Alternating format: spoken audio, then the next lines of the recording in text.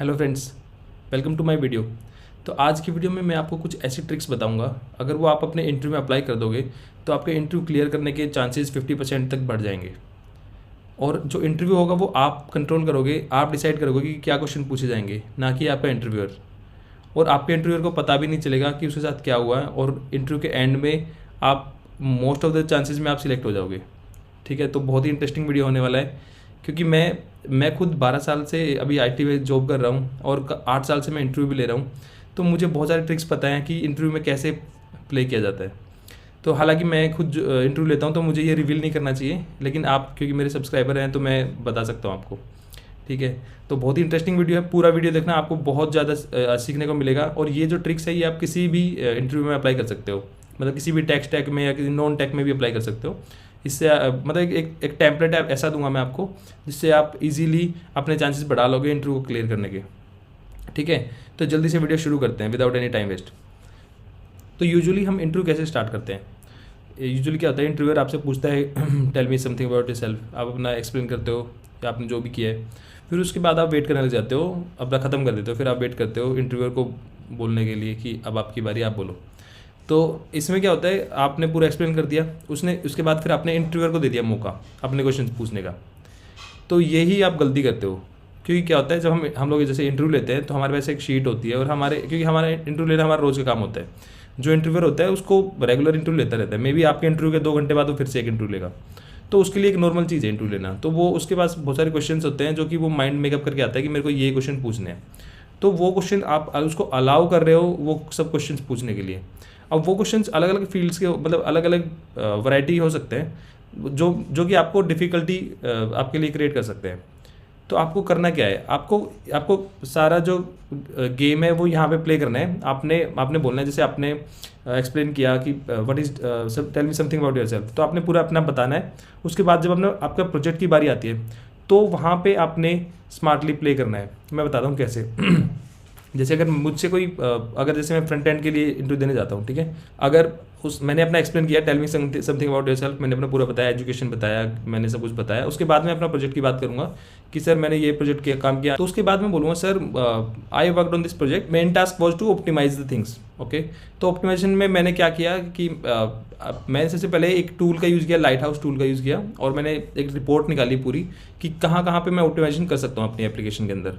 ठीक है, वो मैंने रिपोर्ट जनरेट की। उसके बाद आई डिसाइडेड, तो उसके बाद आपने बीच में पूछना है कि इंटरव्यूअर को पूछना है कि sir should I explain this one, तो वो बोलेगा हाँ हाँ एक्सप्लेन करो। क्योंकि वो इनिशियली क्या होता है, जब स्टार्टिंग होती है तो उसके माइंड में जैसे उसके पास फ्री टाइम होता है इंटरव्यूअर के पास, तो वो आपको अलाउ करेगा। जैसे हर एक का होता है कि 1 घंटा वो कोई मान के चलता है कि मैं 1 घंटे में इंटरव्यू खत्म करके आऊँगा। ठीक है, क्योंकि उसको दूसरे काम भी होते हैं इंटरव्यूअर को। ऐसा नहीं है कि उसको आप अपने खुद के प्रोजेक्ट पे एक रिलीफ मिल जाएगा कि आप इंटरव्यू लिया था, ऐसा कुछ नहीं होता। वो तो एक interview is a side burden for us, तो हमें होता है कि हाँ चलो 1 घंटा हम दे देंगे, कोई नहीं, तो इतना हम माइंड में लेके चलते हैं। तो उससे आपने इनिशियली पूछना कि sir can I explain this one, तो बोले हाँ येस एक्सप्लेन। तो उसको बोले सर जैसे मैंने लाइट हाउस टूल का यूज़ किया उसके लिए, एंड मैंने एक रिपोर्ट जनरेट की, देन आई फाउंड कि बंडल साइज ज़्यादा बन रहा है। Then for to optimise the bundle size I started using code splitting basically. तो मैंने कोड स्प्लिटिंग का यूज़ किया, उसके लिए मैंने रिएक्ट में लेजी लोड का यूज़ किया। एंड कोड स्प्लिटिंग करने के बाद मैंने जो मल्टीपल फाइल्स बनी थी, मैंने उनका साइज़ जब कंपेयर किया तो वो साइज़ एक बहुत ज़्यादा डिक्रीज़ हो गया था। पहले जो बंडल साइज़ बना था वो ज़्यादा बन रहा था, बाद में बन रहा था वो बहुत कम बन रहा था। ठीक है, तो मैंने लेजी लोडिंग का यूज़ किया, और मैंने मल्टीपल चंक्स का यूज़ किया इन वेब पैक, और वो मैंने ऑप्टिमाइज किया उसके थ्रू। बस कोड स्प्लिटिंग के अलावा मैंने और भी चीज़ें यूज़ की, जैसे कि मैंने हुक्स में मेमोराइजेशन यूज़ किया रिएक्ट के अंदर। उसके बाद सर मैंने इमेज ऑप्टिमाइजेशन भी किया using tools with webpack tools. Sir मैंने अननेसेसरी जो रेंडरिंग थी वो चेक की पूरी एप्लीकेशन में, कि जहाँ जहाँ भी अननेसेसरी रेंडरिंग हो रही थी मैंने उसको प्रिवेंट किया। ठीक है, और यूजिंग हुक्स। और उसके बाद मैंने एक जो डीबाउंसिंग और थ्रोटलिंग का यूज़ किया, जहाँ भी हम सर्च वगैरह यूज़ कर रहे थे, और एक HTTP रिक्वेस्ट को कम से कम करने की कोशिश की मैंने एज पर द रिक्वायरमेंट। ठीक है, बैक एंड टीम के साथ बैठ के, तो मैंने ये किया। उसके बाद सर जब ये सब हो गया तो एक साइजेबल हमारा जो बिल्ड था वो उसका जो साइज़ था वो डिक्रीज़ हो गया।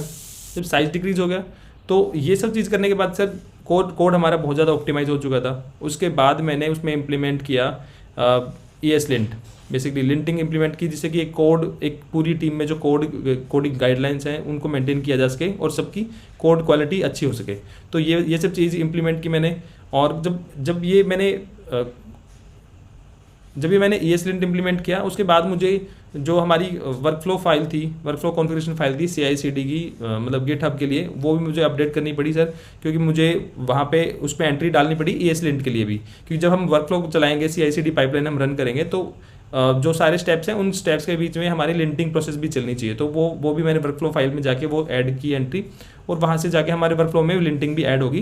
तो जब भी कोई भी पुश कर रहा था तो मतलब अपनी ब्रांच पे पुश करेगा तो वो लिंटिंग चलेगी, और लिंटिंग के बाद हम चेक कर पाएंगे कि मतलब कोड क्वालिटी ठीक है नहीं है। ये सब किया। उसके बाद सर मैंने पहले हम लोग टेस्टिंग यूज़ नहीं कर रहे थे, unit testing, then I introduced unit testing in the project, और मैंने जेस्ट के थ्रू यूनिट टेस्टिंग इम्प्लीमेंट की सर उसमें।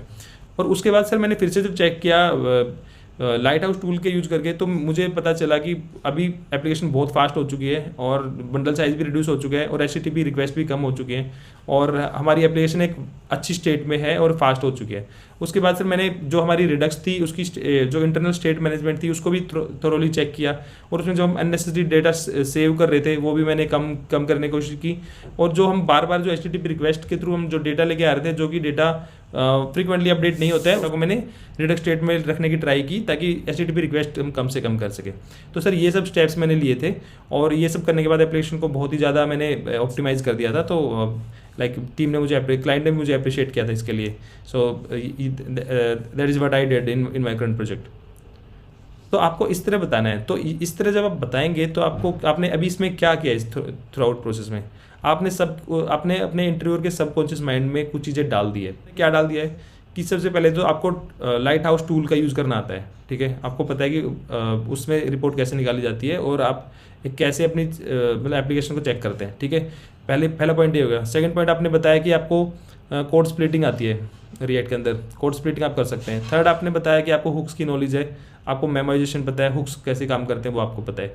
थर्ड आपने बताया कि आपको डीबाउंसिंग और थ्रोटलिंग का भी पता है कि वो किस लिए यूज़ होता है। उसके बाद आपने बताया कि जो HTTP रिक्वेस्ट है उनकी क्या वैल्यू है, और HTTP रिक्वेस्ट क्यों कम से कम करनी चाहिए और कैसे करनी चाहिए, आपको मतलब रिक्वेस्ट की नॉलेज है।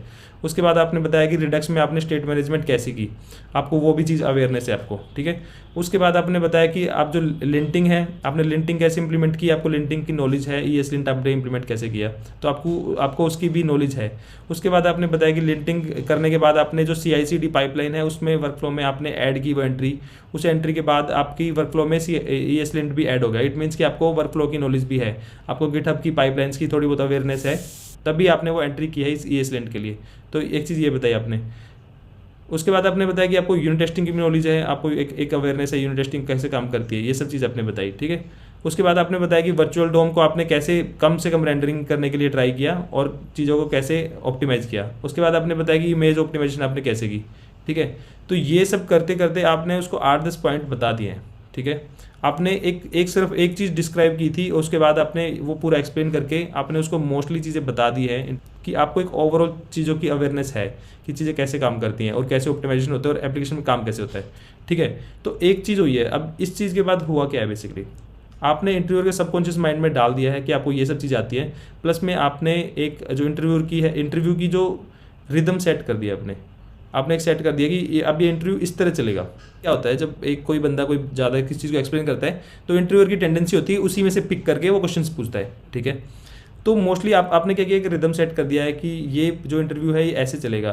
वो आपसे ऑप्टिमाइजेशन के क्वेश्चन पूछने लग जाएगा, वो आपको रिएक्ट की चीज़ें पूछने लग जाएगा, वो कंपोनेंट्स के बारे में पूछने लग जाएगा, ठीक है। तो वो इन चीज़ों के बारे में पूछने लग जाएगा। आपने उसको डायरेक्ट कर दिया कि मुझे ये क्वेश्चन पूछो, आप वो मत पूछो। ऐसा नहीं है कि वो स्टार्टिंग में लेके बैठ जाएगा कि late A = B, B = C, C = D, इसकी वैल्यू क्या होगी, इसका लूप में क्या आएगा, DSA में क्या, मतलब क्या आपको वो वैल्यू निकाल के दो मुझे।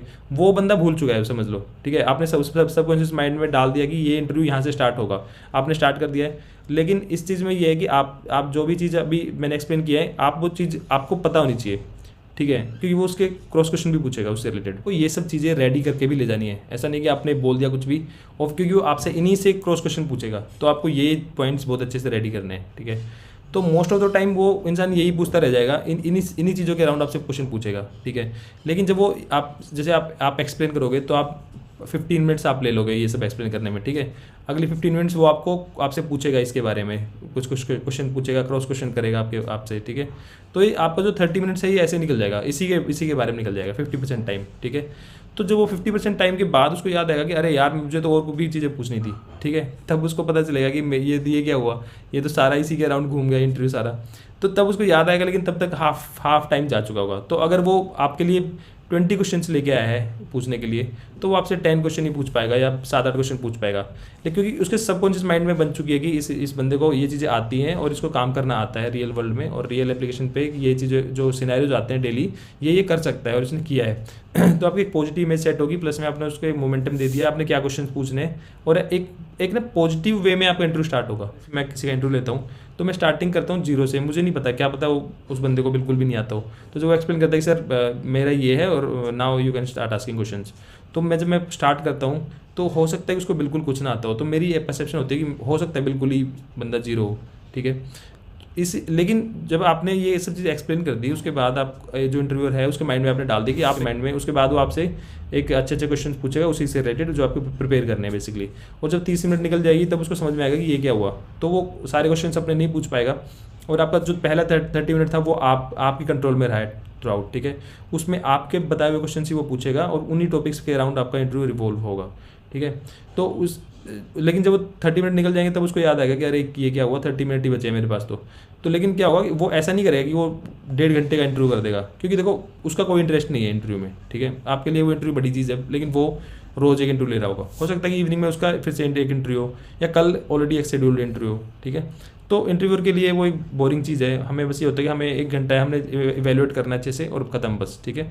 तो हमारे लिए एक लिमिटेड टाइम लेके आते हैं सब लोग, ठीक है, तो आपका वो इंटरव्यू के चांसेस बहुत ज़्यादा बढ़ जाएंगे क्लियर होने के, और जब आप इस तरह का इंटरव्यू देंगे तो आप देखेंगे कि आप एक इंटरव्यू को कंट्रोल कर रहे हो और आप एक अपने इंटरव्यूअर के माइंड को भी कंट्रोल कर रहे हो, और आप अपने तरीके से क्वेश्चंस उसको मोटिवेट कर रहे हो पूछने के लिए, ठीक है। तो ये बहुत ही इंटरेस्टिंग चीज़ है, मैं बहुत बार अप्लाई करता हूँ अपने इंटरव्यू में, मैं कुछ ऐसी टर्म्स थ्रो कर देता हूँ ज़बरदस्ती की, या कुछ जैसे अगर मैं अपने लेवल पे बात करूँ, सिस्टम डिज़ाइन की कोई चीज़ है, तो मैं ऐसी ना कुछ फैंसी टर्म कुछ ज़बरदस्ती की 4-5 थ्रो करूँगा, उसको ऐसे फुल टॉस बोल दूंगा उसको इंटरव्यूअर को, तो उसको लगेगा कि यार ये चीज़ें पूछ रहे हैं, अच्छा ये चीज़ ने मेंशन की, ठीक है मैं इसी के बारे में पूछता हूँ, फिर वो उसके बारे में पूछने लग जाता है और वो चीज़ मैं प्रिपेयर करके जाता हूँ अच्छे से, ठीक है। तो वो उसको पता नहीं होता कि मैं ही इंटरव्यू को कंडक्ट कर रहा हूँ बेसिकली वहाँ भी। तो ये कुछ टेक्निक्स होती हैं और बार बार प्रैक्टिस करेंगे ना तो आपको समझ में आ जाएगा कि इसको परफेक्टली कैसे करना है। और आप, मेरे साथ तो कई बार ऐसा होगा कि सारे क्वेश्चन ही मैं ही डायरेक्ट करता हूँ इंटरव्यूअर को। कई बार ऐसा होता है कि लास्ट के 20 मिनट ही बचते हैं उसके लिए, नहीं तो मैं अपने हिसाब से इंटरव्यू चलाता हूँ, अपना उसको घुमा देता हूँ पूरा कि जो अपनी चीज़ें बता के, और उसको खुद से मैं देता हूँ हिंट्स कि उसको अगला क्वेश्चन क्या पूछना है, ठीक है। तो आप इसको प्रैक्टिस करेंगे तो आपको भी ये टेक्निक आ जाएगी और ये बहुत ही ज़्यादा यूजफुल टेक्निक है, किसी भी टेक स्टैक में काम करेगी टेक्निक। और आप देखेंगे आपके रिजल्ट जो है वो 50% बढ़ चुके हैं। आई होप कि आपने जो मैसेज था वो रिसीव कर लिया है, ठीक है। और मेरे चैनल को सब्सक्राइब कीजिए नेक्स्ट वीडियो के लिए। Thank you so much, bye.